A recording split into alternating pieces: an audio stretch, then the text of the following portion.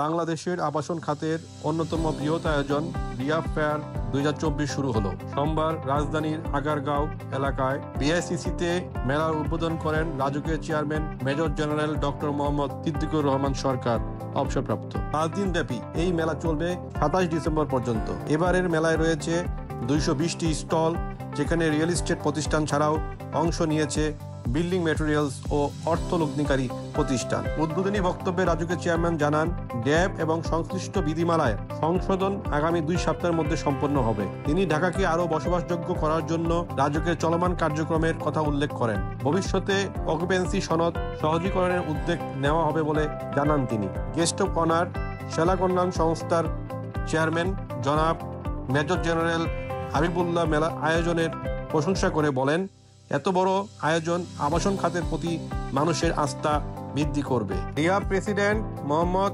ওয়াহিদুজ্জামান উদ্বোধনী অনুষ্ঠানে সভাপতিত্ব করেন। তিনি বলেন, মানুষের আবাসনের স্বপ্ন পূরণে রিহাব ক্রেতা ও প্রতিষ্ঠানের মধ্যে সেতুবন্ধন তৈরি করছে।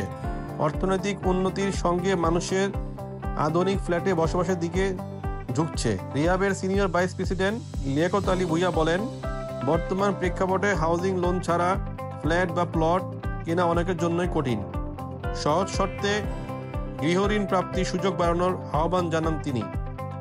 মেলা কমিটির চেয়ারম্যান মোহাম্মদ আক্তার বিশ্বাস উল্লেখ করেন, ড্যাপের ফার হ্রাসের কারণে আবাসন খাত সংকটে পড়েছে। এই শিল্প জাতীয় জিডিপিতে 15% অবদান রাখে, যা রক্ষার জন্য নীতিগত সহায়তার আহ্বান জানান তিনি।